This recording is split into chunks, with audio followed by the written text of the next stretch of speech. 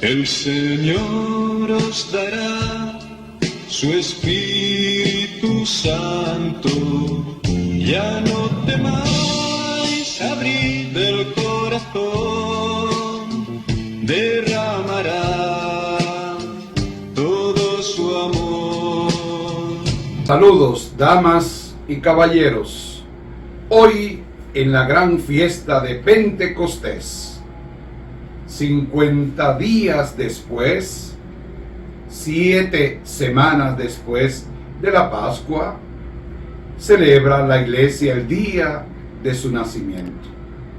Y San Lucas, el autor de Hechos de los Apóstoles y de un evangelio, nos narra lo que ocurrió el día de Pentecostés, exactamente en el libro de los Hechos de los Apóstoles. Primero habla de cómo vivieron esta experiencia los apóstoles junto a María, y después nos cuenta lo que les ocurrió a las numerosas personas que estaban cerca de aquel lugar. Para todos ellos fue ciertamente una experiencia transformante, extraordinaria. Al proclamar el Salmo 103, alabamos al Señor por el poder que tiene su aliento, es decir, su espíritu, con el que crea las criaturas y repuebla la faz de la tierra. En la primera carta a los Corintios, Pablo nos habla de cómo el Espíritu Santo da vida y unidad a la iglesia, cuyos miembros somos todos los cristianos, y gracias a Él somos capaces de exclamar con pleno convencimiento: Jesús es el Señor. Después, con el resto de la secuencia, pedimos a Dios que nos envíe su Espíritu para que, penetrando hasta lo más hondo de nuestro ser, nos ilumine, nos reconforte, nos restaure y nos llene de su amor y su paz por medio de los 7 dones. Por último, hoy escuchamos cómo San Juan narra la primera aparición de Jesús resucitado a sus discípulos, en la cual Él le transmite su paz y les insufla su espíritu, dándole el poder de perdonar los pecados en el nombre de Dios. Primera lectura de Hechos de los Apóstoles 2, del 1 al 11. La salvación que nos llega por el Espíritu. Este es un relato germinal, decisivo y programático, propio de Lucas, como es el de la presencia de Jesús en Nazaret, en el capítulo 4. Lucas nos quiere dar a entender que no se puede ser espectadores neutrales o marginales a la experiencia del Espíritu, porque esta es como un fenómeno absurdo o irracional, hasta que nos entra dentro de la lógica de la acción gratuita y poderosa de Dios, que transforma al ser humano desde dentro y lo hace capaz de relaciones nuevas con los otros seres. Y así hará para expresar esta realidad de la acción libre y renovadora de Dios. La tradición cristiana tenía a disposición el lenguaje y los símbolos religiosos de los relatos bíblicos, donde Dios interviene en la historia humana.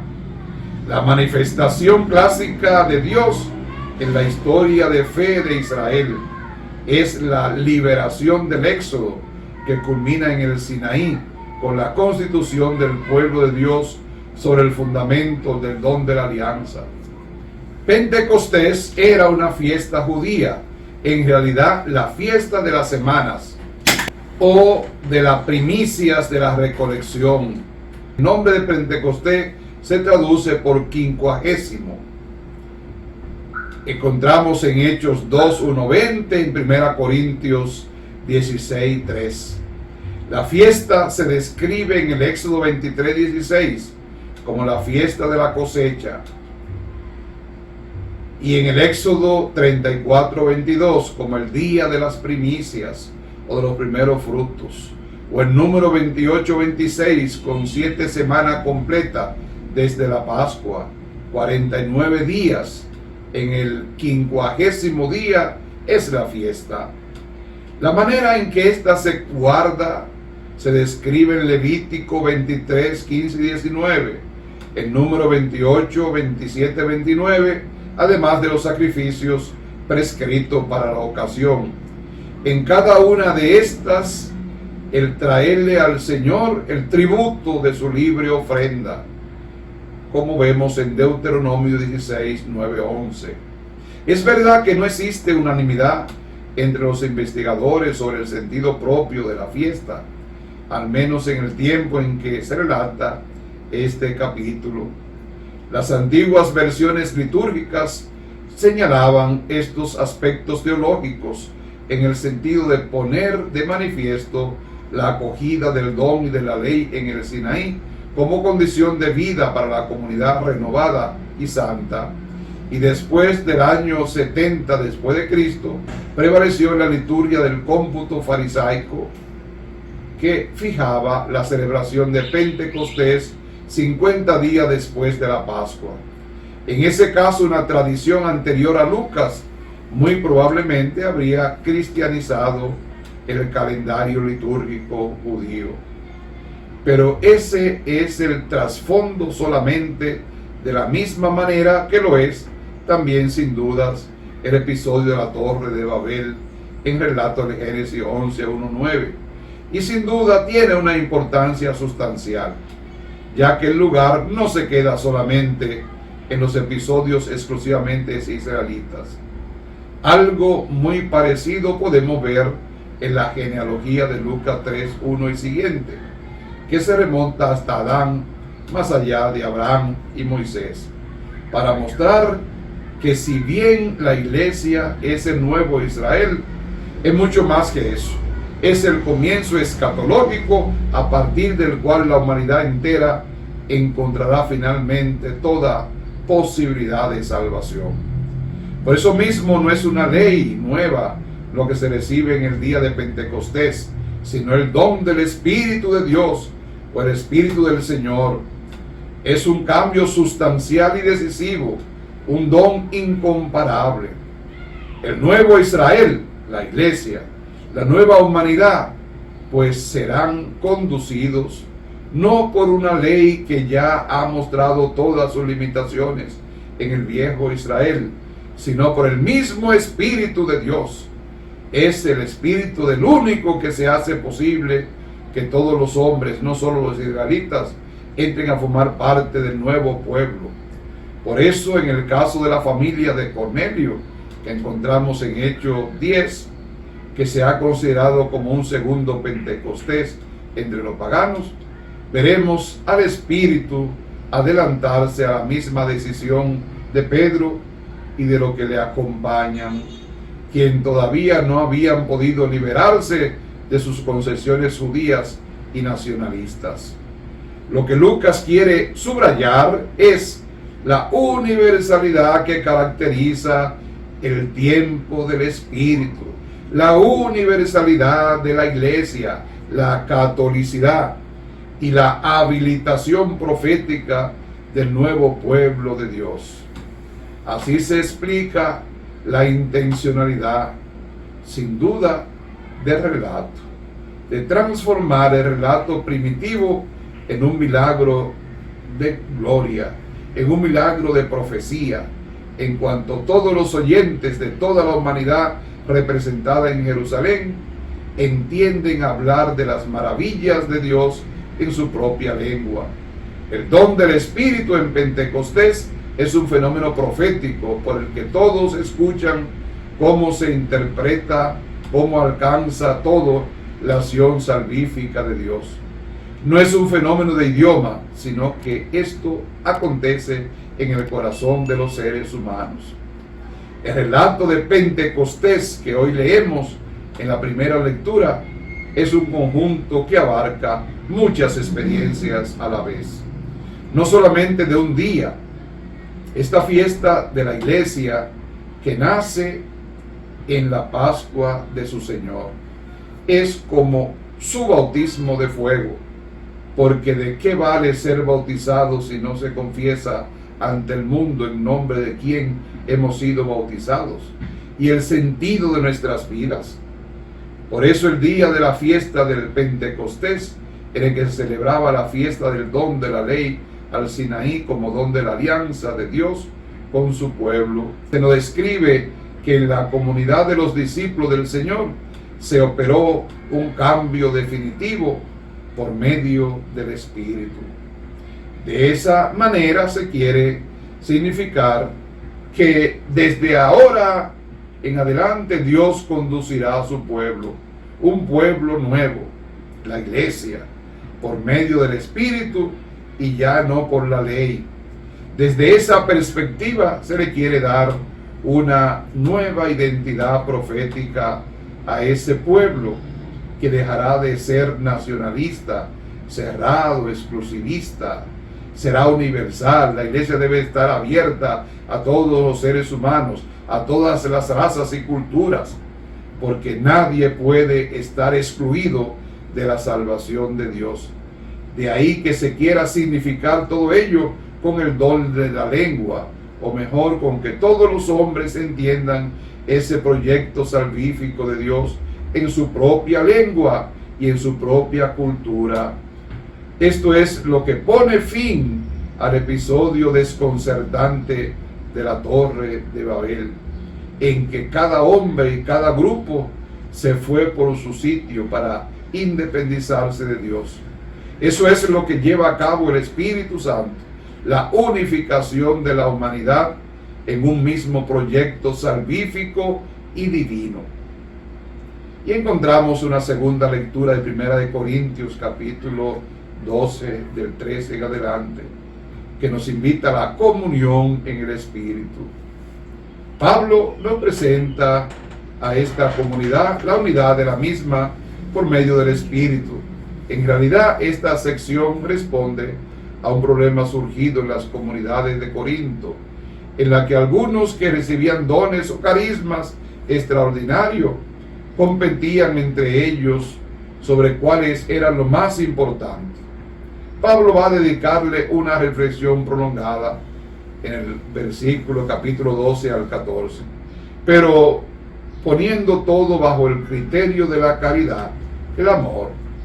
La diversidad de gracia y de dones comunitarios no deben romper la unidad de la comunidad, porque todos necesitamos tener algo fundamental, sin la cual no se es nada: el Espíritu del Señor Jesús, para confesar nuestra fe. Sin el Espíritu no somos cristianos, aunque creamos tener gracias extraordinarias y hablemos lengua que nadie entiende. Los dones espirituales, los carismas, no son algo solamente estético, pero bien es la verdad que si no viven con la fuerza y el calor del Espíritu, no llevarán a la comunión, y una comunidad sin unidad de comunión es una comunidad sin el Espíritu del Señor. Muy importante este dato que Pablo hoy nos invita a reflexionar sobre los dones y carismas. Todos deben estar al servicio de la comunidad y de la comunión con Cristo en la cabeza. Y el Evangelio de Juan, que hoy leemos en el capítulo 20, del 19 al 23, es el mismo Evangelio que leemos el segundo domingo de Pascua del ciclo A. La paz y el gozo, el fruto del Espíritu, nos viene a decir que desde el mismo día en que Jesús resucitó de entre los muertos, su comunicación con los discípulos la realizó por medio del Espíritu. El Espíritu que insufló en ellos otorgará discernimiento, alegría y poder para perdonar los pecados a todos los hombres. Es aquí el gran regalo de Pentecostés, cuando el Señor nos invita a confesar nuestros pecados, cuando se nos invita a que acudamos al sacramento de la reconciliación que ha dejado a la Iglesia a través de sus ministros. El saludo de la paz, Shalom, se repite en el relato por 2 veces para confirmar algo que va mucho más allá del saludo cotidiano en el mundo bíblico y entre los judíos. Es el saludo de parte de Dios y es el del saludado para preparar lo que va a otorgar a lo suyo, la fuerza del Espíritu Santo. De esta manera, la unión entre Jesús resucitado y el Espíritu Santo es indiscutible. Será pues el mismo Espíritu el que le caracterice el acontecimiento de la resurrección, pero también el de la misión. Pentecostés es la representación decisiva y programática de cómo la iglesia nacida de la Pascua tiene que abrirse a todos los hombres. Esta es una afirmación que debemos sopesarla con el mismo cuidado con que San Juan nos presenta la vida de Jesús de una forma original y distinta. Pero las afirmaciones teológicas no están desprovistas de realidad y no son menos radicales. La verdad es que el Espíritu del Señor estuvo presente en toda la Pascua y fue el auténtico artífice de la iglesia primitiva desde el primer día en que Jesús ya no estaba con ellos. Démosle gracias a Dios que nos regala su Espíritu. Abramos nuestro corazón diariamente para que su Espíritu habite en nosotros. Demos signo de comunión y de presencia del Espíritu entre todos los creyentes.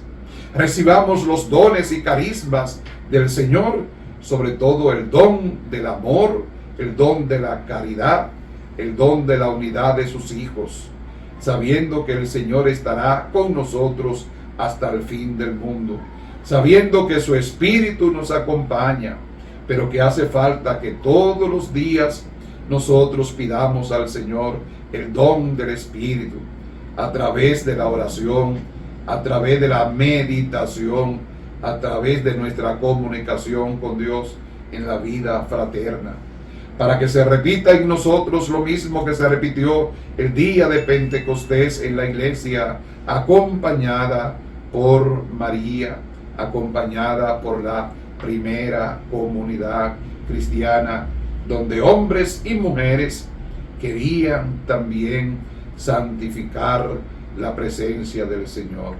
Démosle gracias a Dios también porque hoy en nuestro país se celebra el Día de las Madres.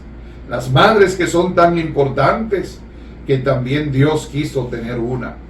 Y no solo la quiso para Él, sino que nos la regaló.